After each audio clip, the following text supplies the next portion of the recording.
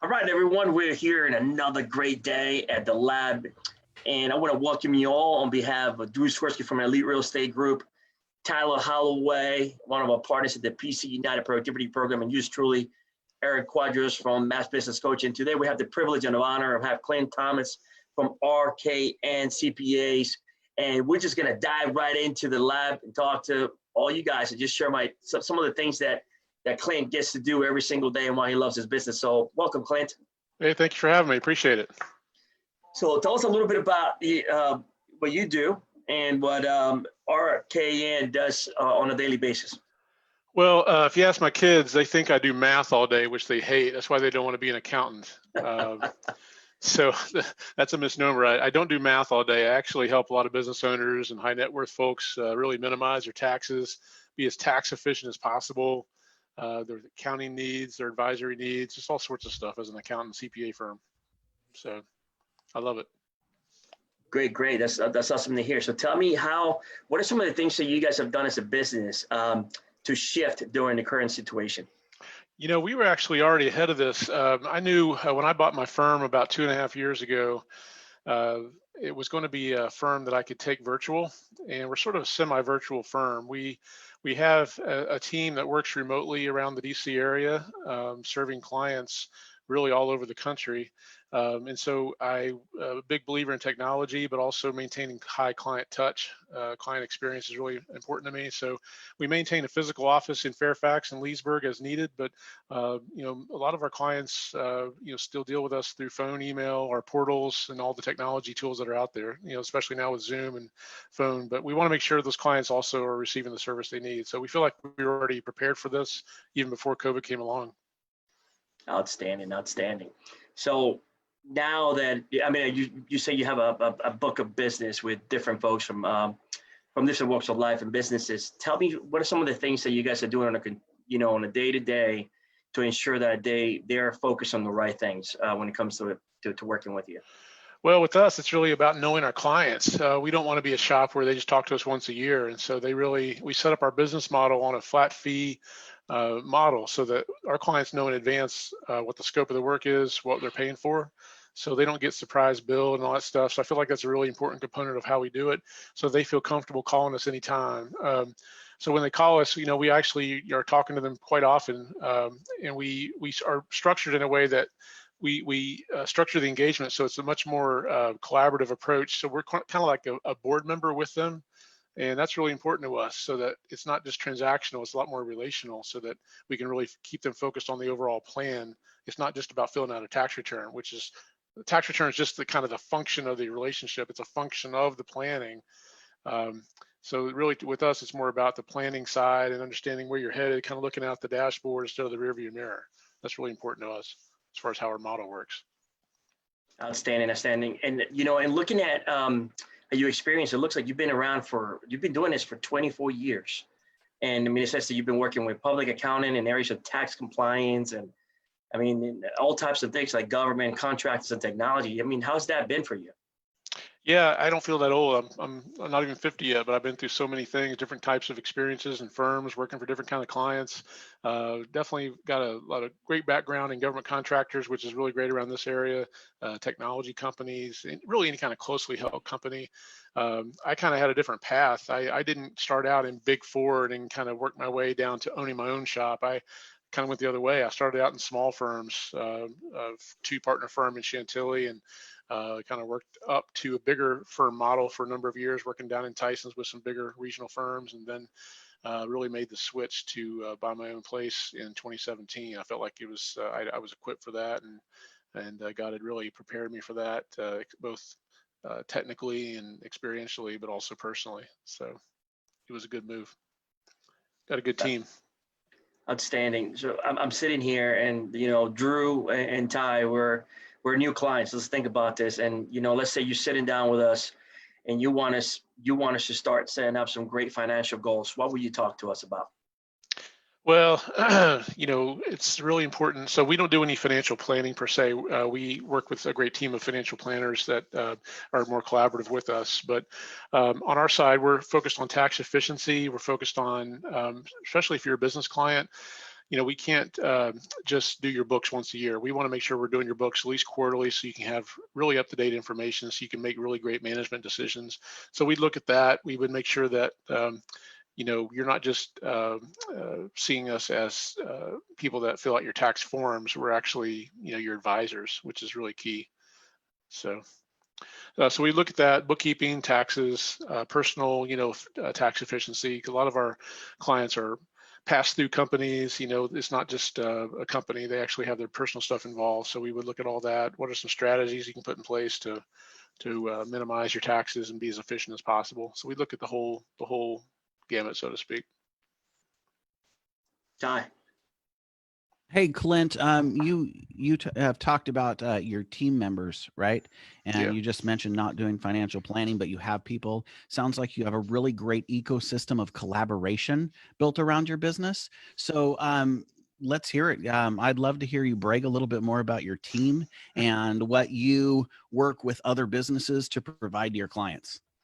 Yeah, we have team members that have been with the firm for, almost 30 years now. Some great CPAs, enrolled agents who are very, very experienced, in depth in different types of businesses. We do, a small segment of our company is doing financial statement work. We do compiled financials, reviewed financials. The only thing we don't do is audits. We felt like that was not a business that was enough to get into. There's too much risk and regulation on that. So focus mainly on reviews and compilations. If a client needs a financial statement for their bank, or maybe they're thinking about selling their company and, we need some due diligence help, we handle all that stuff as well. We do a lot of bookkeeping work, tax work, obviously, for companies, individuals, but the team is very experienced. I also, one of the 3 partners that I bought the firm from back in 2017, she actually stayed on board with us, and she's mainly helping us, with busy season work, which this year, busy season got extended all the way into July now. So it seems like there wasn't really that much of a break, but we're staying busier than ever. It's been quite a year dealing with COVID and all the changes coming out. It's nonstop, something to adjust to, which we feel like we're on top of really well. Yeah, Awesome. you mentioned that you looked forward and you'd already embraced a lot of technologies to maintain a good working relationship with your clients. And I know right now there's a lot of business owners out there that this kind of took them unaware. And as they go through this, they may even be looking forward to the future and hoping, or there may be subconsciously where they're thinking, oh, it'll go back to the way it was. And I'd love to hear your perspective on the use of technology in maintaining an excellent customer experience. Yeah, so with our model, clients have an option of getting their tax deliverables 3 different ways. They can do it the old-fashioned way with paper. We'll actually mail them a paper package that they sign, and of course we try to e-file everything we can so that the client doesn't have to actually mail it in themselves. But most of our clients are moving to a model where they either get it uploaded through their secure portal, and they get a notification when it's in their portal ready to go out there and review, and they can through their portal they can actually do e-signature, just like DocuSign when you buy a house. They can do e-sign with their tax forms now, which is really kind of cutting edge. The majority of firms are still not doing it that way, from what I found. So more and more clients are loving that feature. They can e-sign it as long as they can authenticate themselves. It's all very secure, and it comes right back to us, and we complete the e-filing for them to the IRS and the state. And then the third way to do it is secure email. We can email them a file with secure attachments like a PDF with a certain password that they can open up and sign it. But so those kind of things are really important to us. We have a really great website, rkncpa.com. It's really up to date, cutting edge. We have a great COVID relief page out there. Through our site, you can actually pay online. A lot of clients are paying online now, and also send us files through our site. One of the things I think we do different is how we do our business model. So January 1 was a switchover for us, and we spent a lot of time and effort making the switch from an hourly fee-based model, so that clients are worried every time they call us, am I going to get billed again, over to a flat fee model. So now every new client, and a lot of the clients that we have, legacy clients, have moved over to a recurring model or a prepaid model. So every new client gets an opportunity to either, they'll see right up front what the scope of work is, what the annual fee is going to be. They can pay that out monthly on a credit card or ACH, or they can actually prepay, and we'll give them a 5% discount.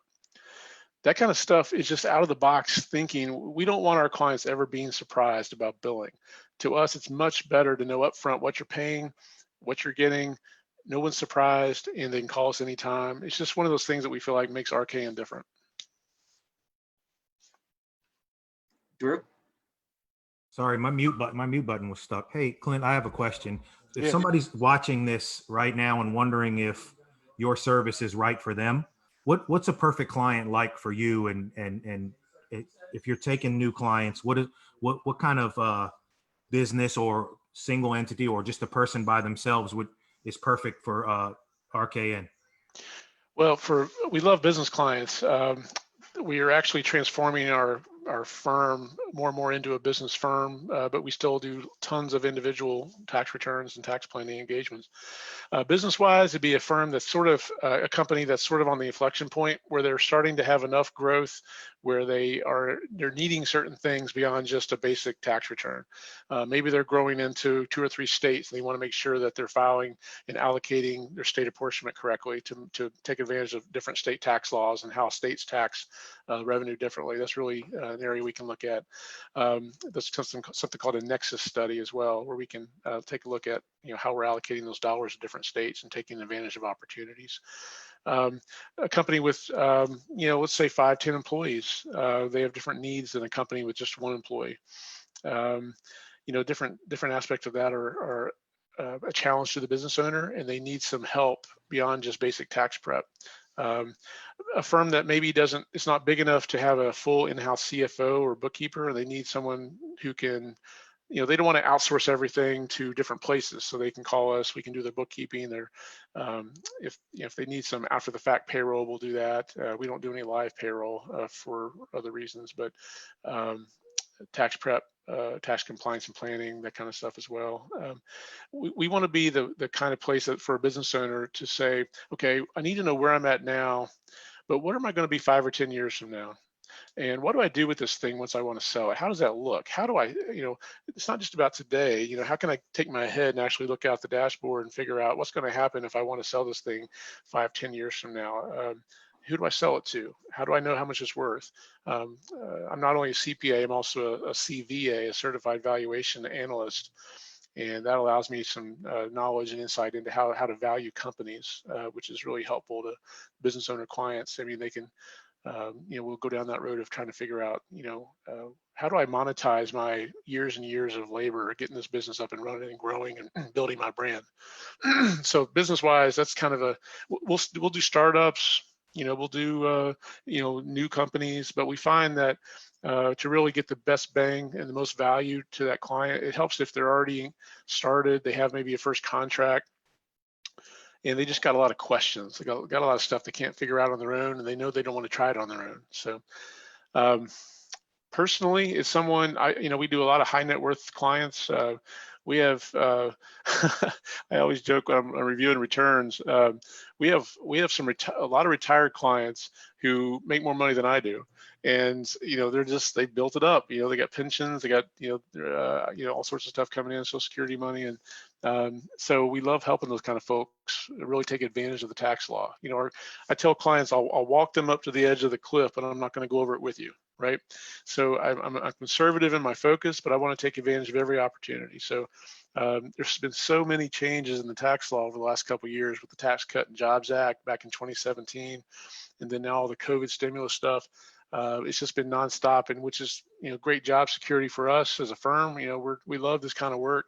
Our passion is to help business owners thrive, families. The more money we can help families keep in their pocket, especially these days, it's a game changer. It can really help. So we love helping people. We know that we are a people business. It's not just about doing taxes and financial statements and all that stuff. It's more about people.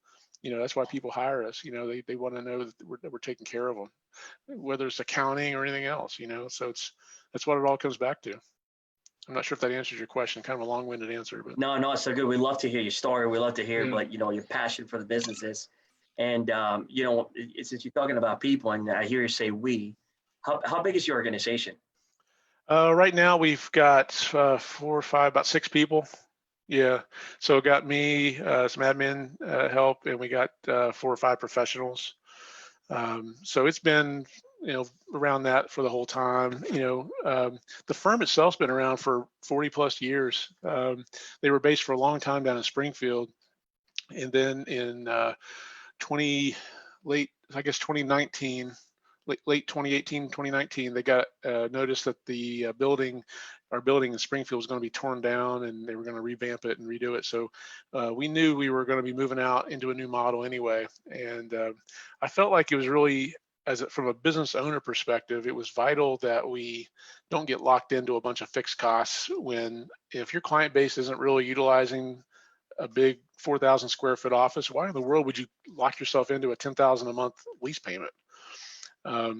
Especially if it's you're stuck, right? Any kind of lease, you're kind of stuck in that location and you're hoping they come to you. And I knew with technology and taking advantage of, all the virtual resources, we could definitely do it a different way while still maintaining the client experience. But anyway, I'm not sure if that answered your question or not. No, that's great. That's great. I love the feedback. And I have a question for you. And as business coaches, we look into this because the reality is that the situation with COVID has changed things dramatically. And one question that I've heard in the last few days that really kind of made an impact in my mind was, you ask a business owner, sort of, if you didn't have your business today, what will you do? And that brings a few thoughts to mind. Because this is I guess this is the great pause, right? And we're all taking advantage of this because we are forced to change, right? Through the whole world is changing. So have you had a chance or an opportunity to talk to a business that you deal with that has had to do a complete turnaround, right? They had to reinvent themselves so that they can stay alive or continue to stay in business? Yeah, we've had some really difficult conversations with some of our smaller clients who are restaurants, those kinds of entities where they're just not sure what to do, and they've had to shut down. There's no business. Maybe they've applied for the PPP loan. Some have got it, some haven't. And actually, I just did a seminar with Loudoun County Small Business Development people, SBDC people, talking about this issue about, okay, if you decide that you're going to maybe this is an opportunity to really take a step back and look at maybe this business is not ultimately what I want to do. Maybe things have shifted. I like to say, the only thing constant in life is change. You got to adapt to change, right? And so change isn't necessarily a failure. It's just a shift. It's a pivot. And so I advise my clients to not look at it as a failure. If you decide to close your doors, there's a way to do it right, both from an accounting and tax and legal perspective, but also personal. And that's really what is so important as well. Is this a time in my life where maybe this is kind of like kicking me in the butt where I really should have closed this thing a couple of years ago. And now I'm realizing that now I'm going to do it.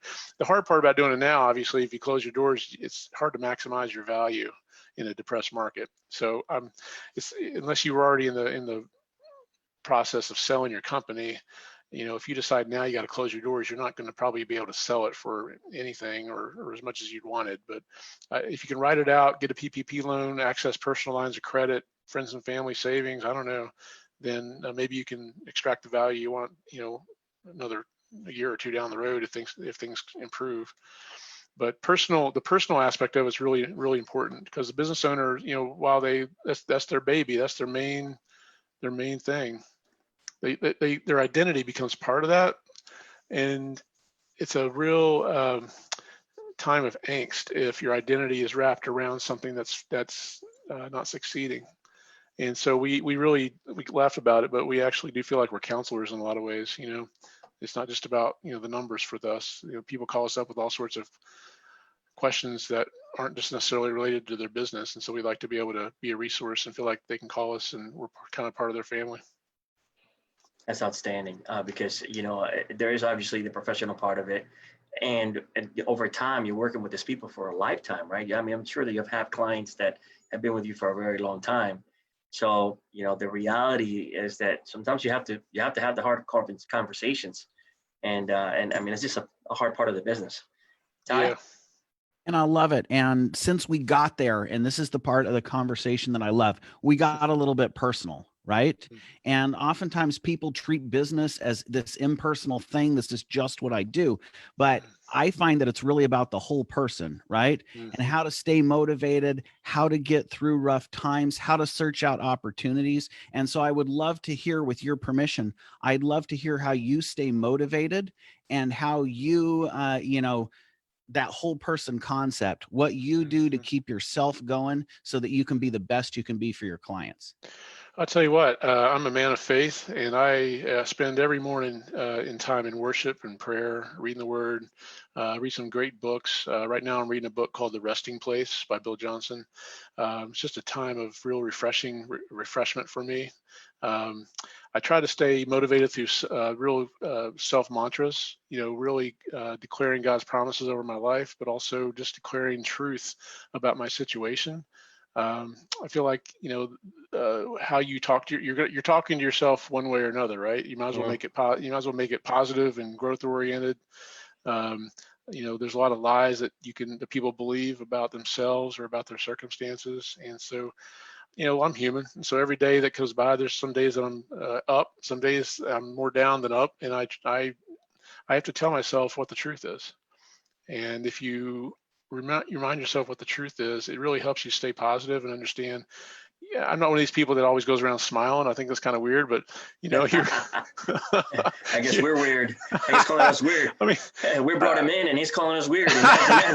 Hey, this is the time of day I smile the most. I like this. I'm just saying, that's great. And I think you're talking about affirmations, and that's one thing that people use a lot. But what else? What else keeps you going? Family, whatever else that makes Clint as have the longevity that you've had. I remind myself that I have the control over my feelings. I don't have to let my feelings be dictated by my circumstances. And so whether I was doing accounting or anything else, the ability to actually clean your side of the street, handle your own emotions, and dictate how you feel, and tell your mind, your body, here's what we're going to do today, and here's why we're doing it. That's just so powerful. My family does motivate me. Got a great family. I have 5 daughters. Oh goodness! And so I love my family. Yeah, a big bank account too. Yeah, my bank account is actually depleted right now because I just graduated my first daughter just graduated from Liberty University with a pre-med degree. Congratulations! She got married a week later this past weekend. So now. So I finally have a son, so this is awesome. It's my first son-in-law, and I got 4 more to go. So that's cool. So yeah, God's really blessed me with a family like that, and I do have 2 male dogs. So I have daughters, but I have male dogs, and do have 1 horse, Colleen. So I got an interesting life out here in Western Loudoun. So a lot of good stuff. Got a good church community, friends and family. Just it's amazing how. I don't want to get too nostalgic, but it's, when you're at the end of your life, it's not about how much money you made or how many ladders you climbed. It's more about who's around you, right? Your family, your relationships, the people you've had an impact on. So that really motivates me. It always, Stephen Covey used to begin with the end in mind. I really focus on that. I read good books like that, things that pour into my self-development. Begin with the end in mind. What are you doing today? Why are you doing it? And so in the accounting and tax, that's part of it. Why am I doing this? I'm helping business owners succeed. I'm helping them thrive. I'm helping families have more money in their pockets. What's the strategy maybe I can do today that will help me this year minimize my taxes by another $2 or $3 grand? That's a family vacation. I mean, a business owner, keep his door open, hire more employees. Just there's a lot of good things that come by having the expertise to help people. So. You haven't asked this question, but one of the things I also love is the field of counseling and mental health. I'm actually right now about 3 classes away from finishing my master's in clinical mental health counseling. I feel like that's an area where down the road, maybe when I'm older, I'm done being a full-time CPA. I feel like that's an area that needs a lot of help. A lot of people need help with they're in crisis, they're in grief. They're suffering some trauma in their life, and I feel like God's equipped me to help people in that area. And I do it even now on the side, helping different friends or people that come to me. And so I feel like it's something I'm really, it's a passion of mine as well. So that's outstanding, man. I think that, you have 3 guys here. You could probably help us with some mental issues. well, especially if y'all are going around smiling all the time, there's probably something going on there. Absolutely. So, Clint, listen, we love the passion that you're sharing with us right now. I think that I mean, it's evident that you're really, really into what you do and you love what you do. And now we're about to shift. We're going to a part of our interview where we're going to something called the rapid fire questions. And this has absolutely nothing to do with what you do. You're just about to see the type of human that you are. And yes, you're being graded. Okay. I'm just kidding. Go ahead, Drew. Go ahead and kick it, man. Okay, so this is all in fun, Clint. Don't hang up and don't and get mad at me. It's supposed to be fun. All right. Okay. All right. Quick answers. First thing comes to your mind. Okay. Strangest thing someone tried to claim as a deduction. Pets. Since we can't get haircuts, can I claim hats as a deduction next year? Only if you can't use that hat in the normal course of your day-to-day activity. Who wins in a fight, Jackson Hewitt or H&R Block? Probably H&R. They're a gorilla. Favorite quarantine meal since you've been on lockdown? Oh, it's got to be brisket. Oh. Yes. What's the snack? What's the snack you've snacked on the most since you've been on quarantine? Almonds. I love those. Last show you binge watched? Breaking Bad. Oh yeah. All right. Favorite movie of all time? The Natural, hands down. Baseball. Ooh. Hobbs. Last book you read? Last book I read. I see. Looks like a stack of books. You see, he's got a whole stack. That I completed. Whatever you're reading right now is fine. Right now I'm reading this one, The Resting Place. The Resting Place. You mentioned that. Okay. Yep. Pro sport you miss the most? Yeah, I grew up playing baseball, but I really miss NFL right now. So. Okay, last question. It's not the NFL season anyway, but I miss baseball. It's May. Come on. What's your favorite football team? Before I get to the last question. Okay, I grew up in Oklahoma. I grew up a Dallas Cowboy fan. Yes, America's team. Yes. He passed. Who else would you root for? Come on, dude. Don't even. Okay, I'm hanging up now. I'm serious. Oh, goodness. Well, now you've earned this question. Who's your least favorite daughter? Dude, oh my gosh. No. Least favorite. Man. Just kidding. You threw that in because you don't like me. I know that. Okay. Once you're a Cowboys fan, man, I tried to run you under the bus there. Preferably the I mean, they are America's team, right? I mean, come on, man. Okay, I'm going back on mute. Clint, it was a pleasure. Thank you. Hey, so Clint, we all audiences out there and they want to get a hold of you and your company. How do they find you? Best way is go to our website, rkncpa.com, rkncpa.com. You'll find how to reach us by phone, email. You'll connect with us out there. You'll see our blog, subscribe to our blog, our newsletters out there that are really great. And have a great video out there about our firm, what makes us different. So I think that's a great tool. They can also email me, clint@rkncpa.com. So Outstanding. Clint, on behalf of my partner, Drew Swirsky from the Elite Real Estate Group, Tyler Holloway from the PC United program, and yours truly here, Eric Quadros from MAPS Business Coaching. We want to thank you for being here with us today, and we look forward to continue to be in touch with you and our lab community. hey, thanks for the opportunity, guys. You got it. Talk to you soon.